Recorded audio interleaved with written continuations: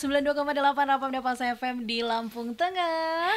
Iya, assalamualaikum warahmatullahi wabarakatuh. Waalaikumsalam, Tabik pun. Iya pun. Oke, selamat pagi pendengar Rapamda dimanapun Anda berada. Harus semangat dong, Yu. Bener banget. Masih pagi kan, harus lebih semangat. Udah sarapan belum, Yuk? Alhamdulillah sudah. Oke, kali ini di Saat Bugar ada yang spesial karena kita akan berbincang-bincang dan tentunya bincang sehat ya. Bener banget. Bersama Rumah Sakit Harapan Bunda dalam rangka memperingati Hari Ginjal Sedunia. Iya. Bersama narasumber kita yang sangat luar biasa. Ada Kak Dokter King Kaisar Mas Pratama. Iya, beliau ini adalah dokter umum Rumah Sakit Harapan Bunda Lampung Tengah loh pendengar Rapamda. Dan kali ini kita akan membahas mengenai hidup sehat dengan penyakit ginjal. Iya. Ya. Oke, kita sapa terlebih dahulu. Selamat pagi Kak King. Pagi semua. Oke, pagi. Kak King apa kabar nih? Alhamdulillah sehat. Alhamdulillah. Oke, bagaimana perjalanan? Ini dari rumah atau dari rumah sakit nih? Oke, dari rumah sakit sih tadi, barengan dengan tim kreatif rumah sakit. Alhamdulillah lancar, tidak ada hambatan kalau untuk di Bandar Jaya ini sepertinya. Lancar-lancar aja ya Kak ya. Iya. Oke, kali ini kita akan membahas seputar ginjal Kak. Dan tema kita memang menjurus banget ya, hidup sehat dengan penyakit ginjal. Jadi ini mungkin diperuntukkan untuk mereka yang sudah memiliki riwayat ginjal, tapi bagaimana tetap menjaga hidup kesehatannya sehat juga. Iya. Oke, pendengar Rapamda, stay tune di 92,8 karena kita akan memasuki sesi selanjutnya. Dan tentunya masih di Bincang Sehat bersama Rumah Sakit Harapan Bunda. Oke. Iya, 92,8 Rapamda Pas FM di Lampung Tengah. Iya, selamat pagi pendengar Rapamda dimanapun Anda berada, masih barengan sama Rina. Iya, dan Ayu. Dan tentunya kita masih di program Bincang Sehat bersama RSHB. Dan di sini sudah hadir narasumber kita yang sangat luar biasa, ada Dr. King Kaisar Mas Pratama. Beliau ini adalah dokter umum di Rumah Sakit Harapan Bunda Lampung Tengah. Dengan tema kita hari ini, Ayu. Iya, dengan tema hidup sehat dengan penyakit ginjal. Oke, sebelum kita menjurus ke tema kita ada baiknya membahas terlebih dahulu apa sih ginjal itu, kemudian Benar seperti sekali. apa sih fungsinya. Dan kita memang sangat tahu bahwasanya ginjal ini adalah organ yang sangat penting di dalam tubuh kita. Benar sekali. Oke, untuk dokter bisa dong diceritakan sedikit dok tentang si ginjal ini, fungsinya apa sih dalam tubuh kita dok? Oke, siap. Iya. Ya, ginjal ini kan yang termasuk organ penting ya di dalam tubuh kita. Ya kan, ada terdiri dari 2 ginjal, kanan dan kiri ya. Oke, selanjutnya kalau untuk fungsi, bahasa gampangnya aja itu seperti tempat penyaringan limbah. Ya, penyaringan limbah dari apa yang semua kita minum gitu dan makan. Ya, jadi makan dan minum kita ujungnya nanti di akhirnya dibuang oleh, ada lewat usus, ada lewat ginjal, tapi terutama di ginjal lebih cenderung untuk ke bagian cairannya seperti itu dianya. Itu fungsi dari si ginjal ya. Iya. Oke deh. Selain fungsi dari ginjal, seperti apa sih dok cara kerja ginjal tersebut? Oke, gampangnya itu lagi ya, dia seperti penyaring lagi. Kita kayak kalau misalkan mudahnya lagi, kalau kita ini seperti saringan tahu gitu ya. Jadi ada berbagai macam filter atau saringannya gitu kan. Jadi nanti di situ fungsinya untuk menyaring partikel atau molekul-molekul lain gitu kan, sehingga yang seharusnya tidak lolos ya kan, tapi bisa menjadi lolos. Nah, itu yang kita sebut dengan pengurangan dari fungsi si ginjal. Seharusnya nggak lolos nih, contoh misalkan ada protein tuh seharusnya nggak bisa lolos, salah satu tadi ya, tapi ternyata pada saat kita cek urin ternyata ada proteinnya. Nah, itu berarti sudah mulai sudah seperti tanda tadi fungsi ginjal menurun nih. Kenapa penyebabnya gitu kan ya, kenapa kok bisa keluar? Biasanya terjadi di tadi filter atau saringannya. Penyebabnya banyak sekali seperti itu. Oke. Kalau membahas penyebabnya banyak, boleh dong dok dijelaskan apa saja sih penyebabnya?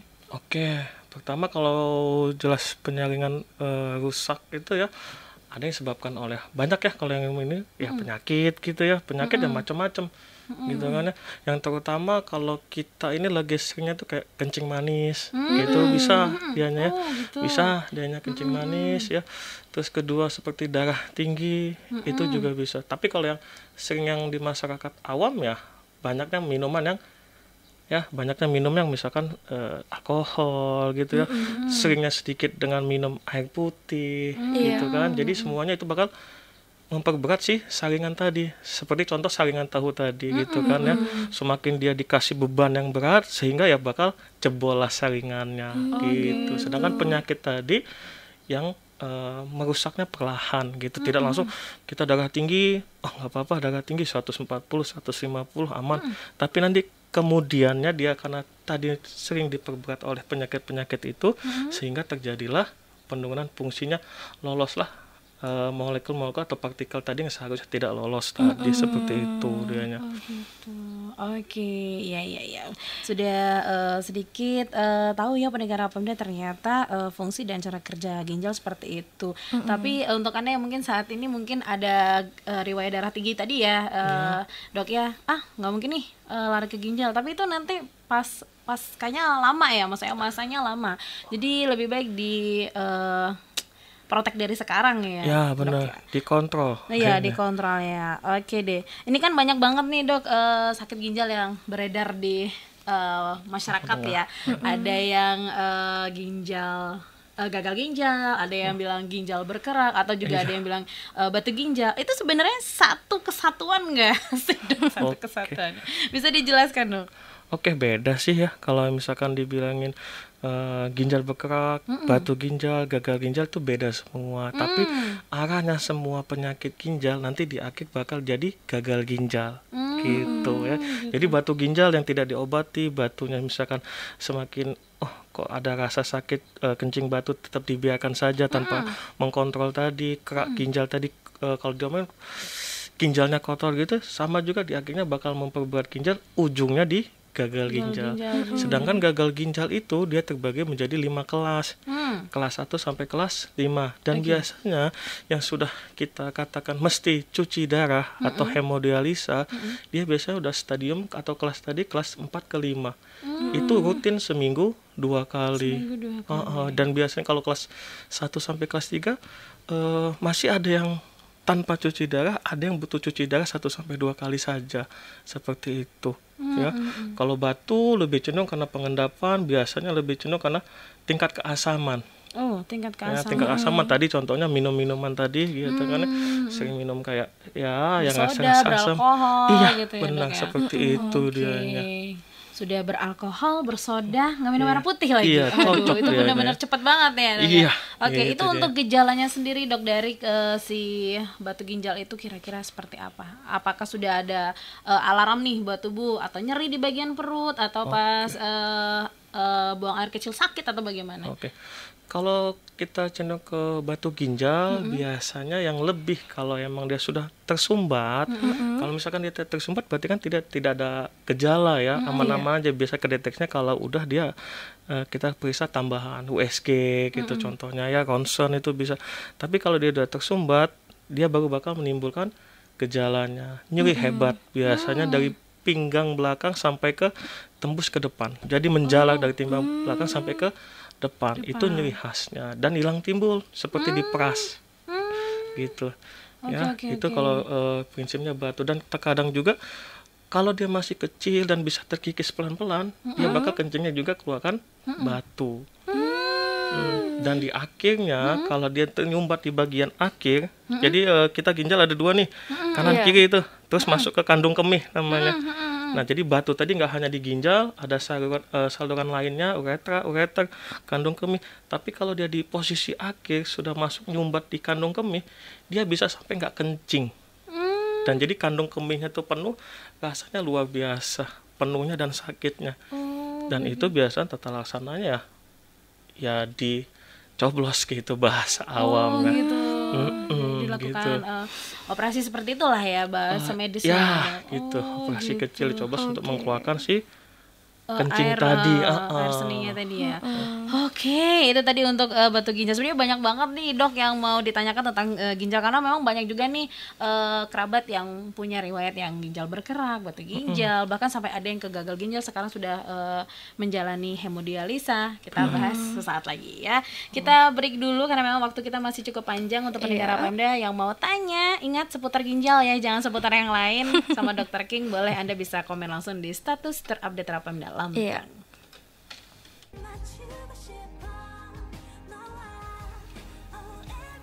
Iya, 92,8 Rapemda Pas FM di Lampung Tengah. Ya, baik pendengar Rapemda, masih di program Bincang Sehat bersama Rumah Sakit Harapan Bunda, dan program ini adalah program kerjasama baik antara 92,8 Rapemda Pas FM dengan Rumah Sakit Harapan Bunda Kabupaten Lampung Tengah. Masih dengan tema hidup sehat dengan penyakit ginjal, dan tentunya dengan narasumber yang sangat luar biasa. Siapa yuk? Dr. King Kaisar Mas Pratama selaku Dokter Umum Rumah Sakit Harapan Bunda Lampung Tengah. Oke, tadi terakhir kita sudah membahas mengenai batu ginjal ya, karena memang waktu sudah mengantarkan kita di menit ke-24. Kita langsung aja bahas ke pertanyaan-pertanyaan selanjutnya. Kalau tadi kan batu ginjal, kemudian ada juga batu berkerak. Itu sebenarnya sama aja ya dok ya? Ya, intinya sih sama gitu. Sama aja gitu. Oke, kemudian apabila salah satu ginjal kita rusak nih dok, nah itu apa yang akan terjadi terhadap diri kita, terus bagaimana menjalani hidup dengan satu ginjal itu, karena memang satu sudah rusak, seperti apa? Oke, kalau dengan ginjal satu rusak, ketika kita tinggal lihat kemampuan ginjal satunya dulu, ya kan? Kemampuan ginjal satunya itu bertahan sampai kapan, gitu kan? Jadi namanya ada juga kita medical check up untuk mengecek fungsi ginjal. Jikalau fungsi ginjalnya masih bagus, ya kan, dia masih bisa hidup dengan satu ginjal dengan mentaati berbagai macam ya namanya diet ya jatuhnya. Ya dia nggak bisa banyak minum yang tadi ya yang asam-asam, jaga dari penyakitnya, darah tinggi, kencing manis, yang sehingga dia bakal memperberat kondisi si ginjalnya. Jikalau kondisi ginjalnya makin berat dan kita tes tadi dengan medical check fungsi ginjal dan terjadi peningkatan sehingga fungsi ginjal itu kan ya mau nggak mau kita hitung dia termasuk di kelas berapa tadi fungsi ginjalnya, atau mengalami penurunan fungsi ginjal di gagal ginjal kelas berapa. Jikalau dia emang sudah terlalu jauh sampai ke kelas 5, ya mau nggak mau kita lakukan tindakan cuci darah atau hemodialisa seperti itu dianya. Oke, itu kalau dia sudah sampai ke gagal ginjal harus ada penanganan medis hemodialisa. Ya, di kelas 5. Di kelas 5. Oke, apa sih hemodialisa itu, Dok? Oke, hemodialisa itu bahasa ininya cuci darah gitu ya. Kalau saya nyebutnya di tempat RSHB bagian cuci darah ya ngebuang racun dah gitu dia. Jadi fungsinya cuci darah itu dia membantu fungsi ginjal untuk membuang cairan atau racun yang berlebih di dalam badan yang tidak bisa dikeluarkan oleh si ginjal kita secara alami. Jadi dibantu ginjal kita membuang si racun itu hampir tiap detik gitu. Tapi karena melakukan penurunan fungsi ginjal tertumpuklah dia di dalam badan. Ya, cairan tadi yang numpuk, yang bengkak-bengkak, racun yang begitu banyak gitu ya kan. Jadi kita bantulah dengan cuci darah yang hanya seminggu 2 kali. Padahal itu fungsi ginjal tiap detik seperti itu. Jadi alangkah beratnya beban ginjalnya gitu. Apalagi jikalau pasiennya tidak mau cuci darah. Nah, itu seperti apa, Dok? Tambah berat lagi beban ginjalnya. Yang paling kita takutkan adalah nanti racunnya bisa nyampe bisa menyerang sampai ke otak gitu, bisa terjadi penurunan kesadaran ya seperti orang mabok. Nah seperti itu kalau udah kasus seperti itu udah termasuk kasus yang berat gitu ya, tidak sadar, kejang, sesak hebat, bengkak yang luar biasa, ya itu udah termasuk yang lumayan berat untuk gejalanya seperti itu. Karena gejala dari gagal ginjal itu sebenarnya jarang kita ketahui kalau kita tidak kontrol rutin gitu ya. Iya, betul. Benar. Jadi kalau sudah ketahuannya rata-rata sudah mengalami gagal ginjal yang fase-fase akhir tadi kelas 5. Kenapa? Baru timbullah gejalanya seperti bengkak seluruh badan ya, kencingnya sulit, Iya. ya, kencingnya berdarah. Nah, disitulah baru ketahuannya. Karena kalau dia jadi stadium 1, stadium 2 kurang ketahuan kalau tanpa kita screening gitu dianya. Oke, jadi emang harus ada screening awal ya dok ya. Nah Iya. untuk mengetahui seperti apa sistem caranya kita mau tahu nih sehat nggak sih ginjal kita, apa yang harus kita lakukan dok? Oke, kalau kita ingin mengetahui secara ininya fungsi ginjal kita baik atau enggak ya kita tadi dengan mengecek fungsi ginjal, yaitu ureum kreatinin. Gitu kan, ya itu harus diambil darah di lab jatuhnya. Setelah itu kan diketahuan, oh iya kreatinin saya berapa, sehingga kita masukkan ke hitungan, ada rumusnya gitu kan. Oh alhamdulillah normal. Kalau bahasa gampangnya kita tinggal lihat di lab itu, kalau tulisan merah ya berarti jelek, ya kan, turun atau tinggi, karena dia dengan tinta merah itu berarti ya tadi nggak normal lah bahasanya. Itu bisa nanti selanjutnya mengkonsultasikan ke dokter spesialisnya gitu. Apakah butuh untuk cuci darah yang seminggu 2 kali atau kita katakan rutin, atau hanya bisa 1-2 kali yang kita bilang dengan gagal ginjal akut. Ya tadi kelas 1 sampai kelas 3. Ada banyak kasusnya seperti itu. 1-2 kali cuci ginjal sudah membaik, selesai. Dan kasus untuk kita juga ada kurang lebih sekitar 8-10 pasien ya di RSHB itu yang sudah mengalami gagal ginjal kronik yang cuci darah rutin seminggu 2 kali, itu normal kembali ginjalnya, sehingga dia tidak mengalami cuci darah lagi yang rutin. Udah banyak pasiennya, dan sampai detik ini pasien itu tidak kembali lagi untuk cuci darah gitu. Oke, dok, ngebahas cuci darah nih. Untuk yang mungkin itu tadi kan hanya beberapa kali, terus dia bisa dikatakan sembuh dan tidak cuci darah lagi. Nah, kalau yang masih rutin, kenapa? Apakah fungsi ginjalnya memang belum stabil atau seperti apa? Ya, oke. Yang rutin ini berarti dia emang udah kena di stadium akhir tadi ya, stadium kelas 5, dan emang setelah kita melakukan tindakan yang namanya hemodialis atau cuci darah tadi, ternyata fungsi ginjalnya membaik tapi tidak menyentuh dengan angka normal gitu, sehingga kalau tidak kita lakukan cuci darah rutin tadi seminggu 2 kali untuk membantu, itu yang ada bukan membaik, tambah memburuk kembali gitu ya. Jadi sehingga yang rutin ini ya itu tadi, kadang-kadang ada pasien juga yang udah ngerasa fisiknya bagus gitu ya, udah nggak usah cuci, seminggu sekali aja gitu kan, pengen nyoba-nyoba, fisiknya aja kelihatan bagus tapi dalamnya ibaratkan kalau saya ngomong ya bekerja dengan ekstra keras. Ya kalau sudah namanya kita ngomong, sama aja seperti kita jogging, terlalu lama kita jogging lari, ujung-ujungnya bakal capek juga. Nah di titik itulah yang kita takut bagi pasien yang cuci darah yang tidak melakukan untuk cuci darah yang rutinnya seperti itu dianya. Oke, iya sih, karena memang kalau sudah ngomongin ginjal ini kan organ vital kita. Kalau ada something sama si doi, waduh gimana hidup kita ya. Oke, ayo ada pertanyaan nggak untuk Dr. King?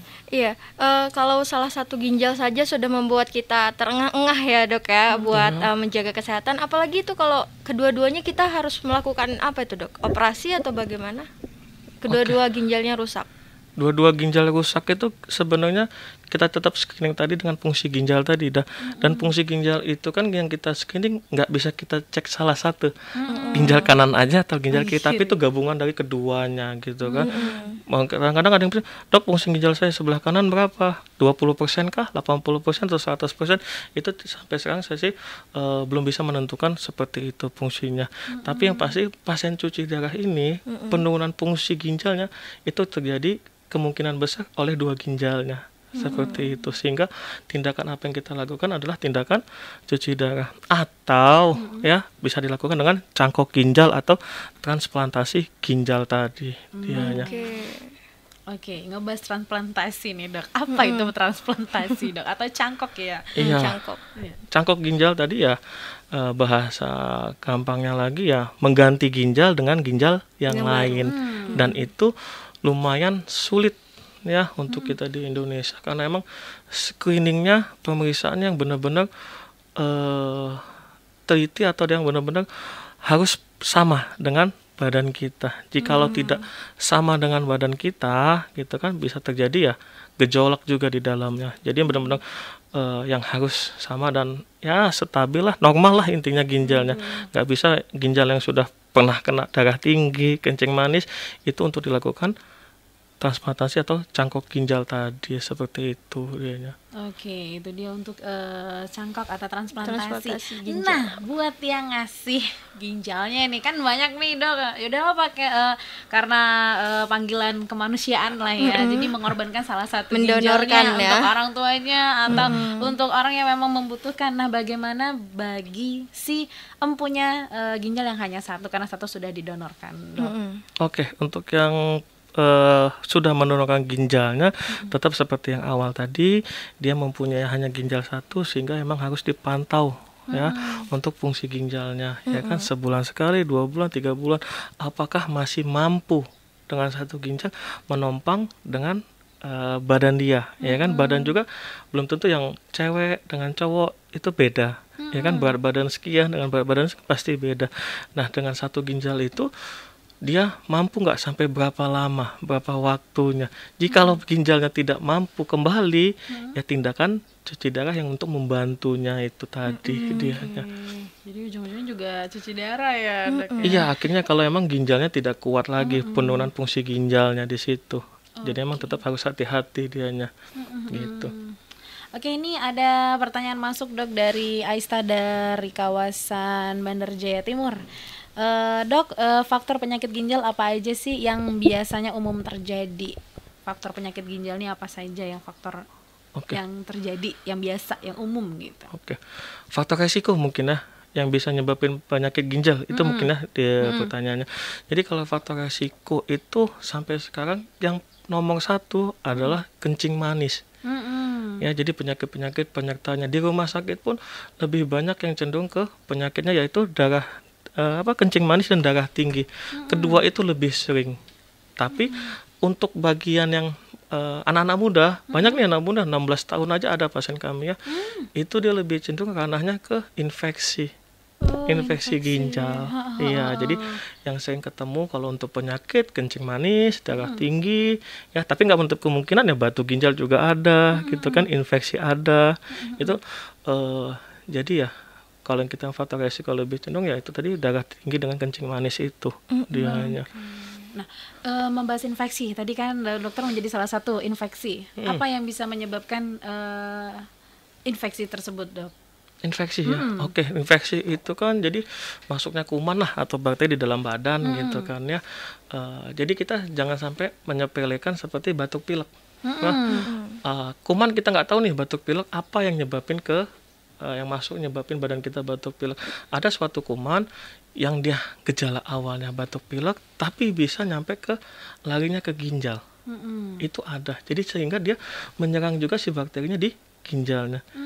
Ginjal kita nggak kuat, badan kita nggak kuat, diserang oleh bakteri atau kuman tersebut, rusaklah ginjal kita, ya, infeksi lah, penurunan fungsi ginjal, ternyata yang nggak ketahuan, demam-demam biasa paling, ternyata pada saat sudah masuk ke rumah sakit terjadilah penurunan fungsi ginjal yang mesti dilakukan juga akhirnya cuci darah lagi.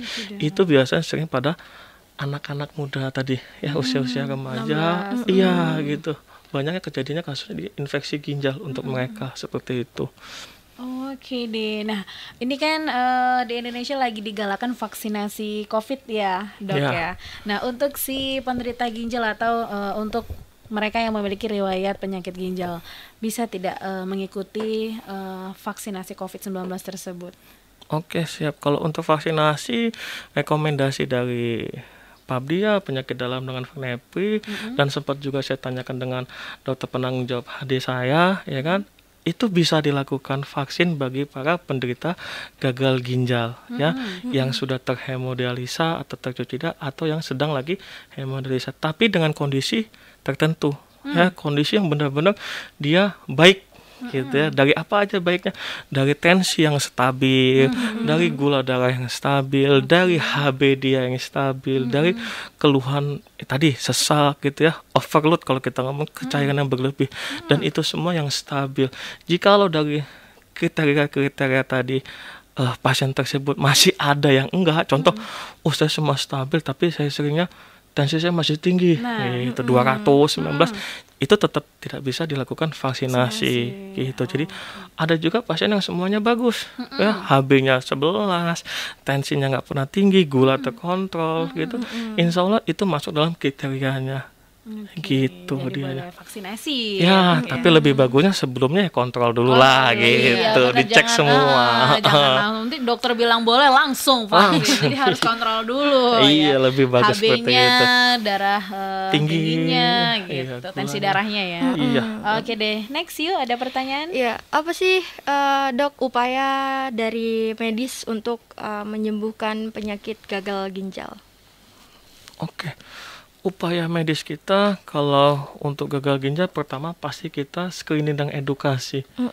Itu yang pasti kita lakukan di setiap ketemu dengan orang-orang dengan mengalami penyakit tadi ya, yang lebih seringnya darah tinggi dengan kencing manis ya. Iya. Pasti di situ kita jelaskan ada di komplikasinya yaitu gagal ginjal, gitu kan. Jadi sehingga yang pertama kali kita lakukan edukasi di lini-lini pertama PKM gitu kan ya, dokter pribadi itu secara harus dijelaskan sehingga jikalau pasien-pasien ini mengerti tentang komplikasi dari penyakit mereka, dia bakal menjaganya supaya tidak terjadi komplikasi. Benar. Gitu kan, contohnya tadi gagal ginjal gitu kan. Terus yang kedua ya, kalau sudah mengalami gagal ginjal ya kita lihat dulu lagi kelas berapa dia, tingkat keparahannya tadi. Kalau emang udah nyampe kelas 5 ya tadi mau nggak mau kita lakukan tindakan cuci darah tadi gitu ya. Banyak yang berpikiran kalau udah cuci darah seumur hidup terus memperpanjang waktu. Ya kalau cuci darah emang tadi saya bilang tadi ginjal emang setiap waktu berfungsi, ya mau nggak mau emang kita harus mesti lakukan cuci darah seumur hidup gitu. Dia kalau emang nggak dilakukan cuci darah dok gimana? Ya memperberat fungsi ginjal, otomatis gejala lebih berat dan emang ya lebih memperburuk keadaannya seperti itu bahkan sampai dia. menyebabkan kematian ya dok. Iya benar, banyak yang seperti itu di rumah sakit nggak mau, ujungnya sebulan kemudian datang lagi, tapi dengan gejala yang udah tadi berat, sosok hebal, bengkak, nggak sadar, riwayat kejang. Di titik itulah karena masih banyak orang dengan berpikiran negatif, waduh saya cuci darah, saya mesti ini, saya mesti itu, bakal ini, bakal itu. Enggak. Ya, cuci darah itu sakitnya hanya pada saat ditusuk. Sama seperti di infus. Jadi kalau ini para pendengar ini ada yang gagal ginjal, masih takut ya, harus sudah berpikiran positifnya. Ya positifnya, insya Allah saya semakin bagus, semakin baik dengan mukjizat tadi. Ada beberapa pasien yang setelah itu kita nggak cuci darah lagi, siapa tahu kita mendapatkan itu, gitu kan. Dan untuk rasa takut tadi, rasa takutnya hanya sakit pada saat tusuk. Seperti ya kalau kita pernah donor jarumnya segede itu gitu. Tapi rasa sakit jarum sebesar itu dengan diinfus itu kurang lebih sama. Jadi jadi takutnya hanya di situ. Kalau sudah ditusuk, kata-kata pasien yang takut kemarin udah biasa aja, tawa, mereka makan, udah gitu aja, nggak ada halangan lain. Jadi pas prosesi penusukan jarumnya aja ya dok, tapi sedah itu lepas ya. Nah itu kan seminggu 2 kali tuh ya dok. Berarti itu seminggu 2 kali juga ditusuk atau ada teknik yang lain yang diberikan medis untuk mereka yang sudah mengalami gagal ginjal? Ya, oke. Jadi kalau untuk caranya itu emang ada berbagai macam ya. Kalau emang yang benar-benar takut untuk ditusuk tadi, ada banyak gitu ya. Dia bisa melakukan pemasangan alat. Pemasangan alat nanti. Jadi alat itu dilakukan untuk cuci darah tadi. Udah, kalau emang udah terpasang alat itu, ya udah pada saat mau cuci darah tinggal pasang aja tuh. Dihubungkan konektornya masing-masing seperti itu. Cuma setiap itu kan ada kekurangan dan kelebihan. Kelebihannya tadi jadi mempermudah, tidak sakit dan kawan-kawan. Kekurangannya ya harus menjaga kebersihannya supaya tidak terjadi infeksi gitu. Keduanya operasi untuk pemasangan, bukan pemasangan ya jatuhnya operasi untuk penggabungan ya pembuluh darah tadi, sehingga yang awalnya ditusuk di paha lebih sakit ya, dengan dioperasi di bagian ekstremis atau tangan gitu, dia lebih mengurangi rasa sakit dan resikonya. Selanjutnya ada yang kita katakan dengan CAPD. Ya, CAPD itu jatuhnya bahasa awamnya cuci darah sendirilah. Nah, itu ada juga dianya. Biasanya bagi-bagi para yang anak-anak muda yang aktif ya, pekerja yang ya aktif lah di kantor gini-gini, biasanya kebanyakan melakukan itu dianya. Ya. Oke, pendengar Pemda sudah di menit 43 aja, nggak kerasa. Sebenarnya masih ada pertanyaan lagi, ini pamungkas deh nanti sekalian di closing ya. Oke, Dokter King, kita break dulu. Dan pendengar Pemda dimanapun Anda berada, jangan kemana-mana, tetap di Bincang Sehat bersama Rumah Sakit Harapan Bunda. Iya, 92,8 Rapemda Pas FM di Lampung Tengah. ya, pendengar Pemda dimanapun Anda berada, kita sudah ada di menit-menit terakhir ya. Namun sebelum kita undur diri, Rina dan Ayu akan coba bertanya sesekali atau 2 kali ya. Oke deh, tadi kan kita selesai pembahasan di hemodialisa dan transplantasi ya. Nah, untuk pasien yang sudah memiliki riwayat ginjal, riwayat gagal ginjal, kira-kira setelah dari dia mengalami riwayat gagal ginjal, kira-kira ada penyakit lain nggak nih yang akan turut serta setelah dia mengalami gagal ginjal tersebut? Oke, siap. Jadi kalau sudah mengalami gagal ginjal, fungsi ginjal turun, ya kita tadi lihat dulu fungsi ginjalnya tadi ya. Ternyata di ginjal juga menghasilkan juga enzim ya, enzim renin untuk mengontrol darah tinggi, sehingga kalau dia gagal ginjal, walaupun dia nggak punya darah tinggi, ternyata dia jadi darah tinggi ya, sehingga dia bakal darah tinggi, penyakit jantung, stroke ya, itu juga bisa mengintai bagi penderita si gagal ginjal ya, yang belum cuci darah ataupun yang sudah, tetap larinya bakal ada lari ke sana gitu ya. Kedua juga ginjal juga menghasilkan hormon eritropoietin. Itu fungsinya lagi untuk merangsang sumsum tulang untuk membentuk hemoglobin gitu ya, sel darah merah gitu ya. Sehingga kalau misalkan gagal ginjal lagi, mau dia yang sudah cuci darah atau belum, dia bakal terjadi penurunan hemoglobin atau HB. Gejalanya apa? Pucet. Iya, pucet. Kok pucet banget ya? Kekurangan darah gitu ya, Dok? Iya, itu. Jadi itu juga mengintai mereka. Ya, yang bagi yang cuci darah ataupun tidak. Makanya kadang-kadang kalau pasien cuci darah kita yang sudah rutin, itu bakal mereka biasanya ya rutin juga untuk transfusi darahnya.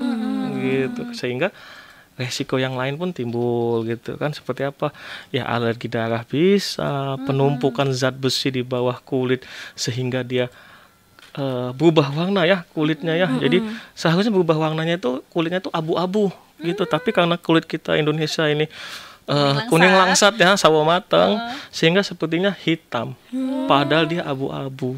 Nah, jadi kalau membedakan, oh itu kulitnya abu-abu gitu ya, oh ini kemungkinan besar pasien cuci darah, bisa juga seperti itu dia. Selanjutnya apa, ginjal juga bisa memproduksi vitamin D ya, sehingga yang untuk membantu kekuatan tulangnya, kalsium gitu kan. Sehingga kalau yang udah gagal ginjal lagi apa, tulangnya gampang keropos gitu ya. Jadi kok maaf ngomong, pasien gagal ginjal saya ada juga yang beberapa jatuh dikit aja patah tulang, senggol dikit tulang retak. Nah, di titik itu juga untuk tadi penyakit penyerta yang setelah gagal ginjal apalagi kita mengikutinya ya. Jadi ya tadi darah tinggi macam-macam, nanti ujungnya kemana, stroke, gagal jantung, itu bisa juga ya kan. Tadi HB rendah, pucat, anemia, butuh transfusi. Terakhir ya, vitamin D tadi ya, rapuh tulangnya gitu. Jadi emang benar-benar pasien cuci darah atau gagal ginjal ini mesti dijaga ya, semuanya stabil, darah tinggi, gula, dianya asupan makanan harus stabil semua. Seperti itu dianya.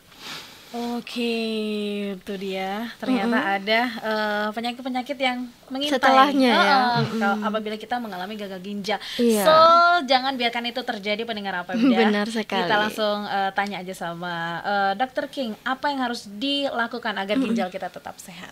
Oke, ginjal kita tetap sehat, yang jelas pertama olahraga ya, dengan sesuai kemampuan badan dan penyakit yang ada. Kedua, kontrol penyakit yang ada, seperti tadi darah tinggi, kencing manis ya, ataupun misalkan jika tidak ada penyakitnya, periksakanlah rutin, misalkan ada yang sebulan, ada yang 6 bulan sekali ya, untuk medical check up ya, karena kita nggak tahu di detik ini kita sehat, kita nggak tahu di detik selanjutnya ya kan. Kenapa? Ya tadi faktor psikis berperan, faktor makanan berperan ya. Banyak sekarang untuk yang mengubah kita dalam beberapa menit aja itu bisa seperti itu. Jaga pola makan ya yang sehat, jangan keasinan, jangan kemanisan, jangan banyak makan ya kolesterol gitu kan ya. Iya itu. Terus minum tadi ya, minuman ya boleh minum yang seperti tadi apa tadi ya, berasam-asam, cola, soda boleh, tapi jangan lupa untuk konsumsi juga air putihnya. Air putih. Dan jangan ya konsumsi air putih. Satu lagi, jikalau kita pengen melihat kita cukup atau enggak kita cairan tadi, kadang-kadang ada yang 1-2 liter sehari gitu kan.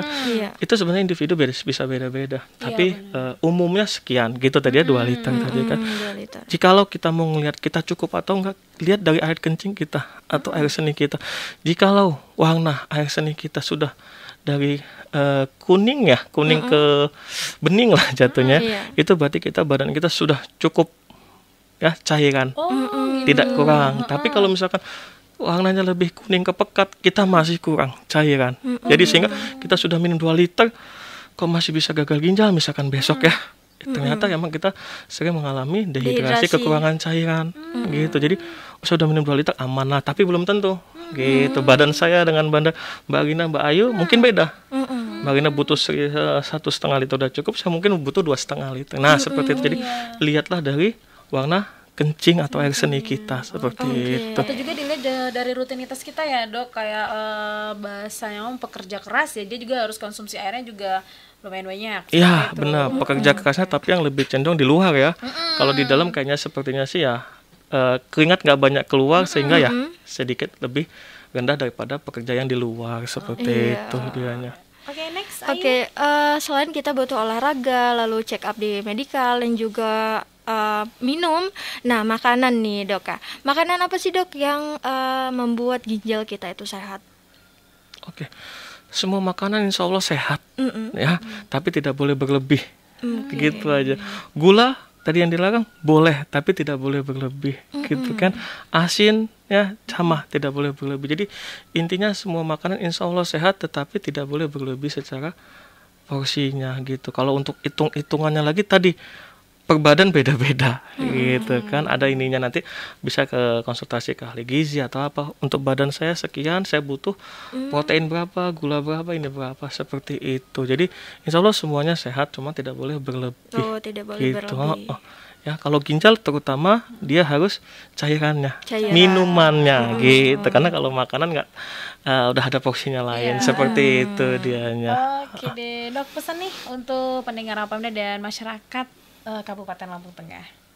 Oke, pesan saya terakhir ini, sayangilah ginjal kita semua dengan hidup sehat, makan sehat, dan rajinlah untuk melakukan pemeriksaan ya, apapun itu normal atau tidak.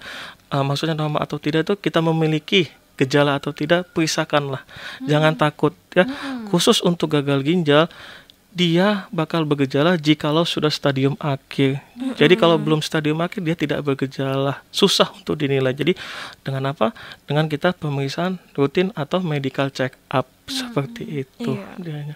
Oke, next terakhir. Ya lalu selain pesan, harapan untuk para pendengar dok. Oke, untuk harapan para pendengar ya, kalau ya sehat semua ya, tetap terapkan ya protokol kesehatan dengan 5M. Walaupun yang sudah divaksin atau belum, tetap melakukan protokol kesehatan tersebut untuk saling menjaga kita dengan yang lain seperti itu. Oke deh, terima kasih Dr. King Kaisar Mas Pratama, informasinya mengenai ginjal hari ini sangat-sangat luar biasa. Dan mudah-mudahan Dr. King sehat, begitu juga dengan rekan-rekan medis yang lain. Next kita ketemu lagi ya. Oke deh pendengar Apamda, Rina Permatasari dan Ayu Puspitasari yang bertugas mohon undur diri. Penano Baso Sikam pun Mbak Nyaman Diwat Baso Sikam kurang nujum di mati lupa. Wassalamualaikum warahmatullahi wabarakatuh.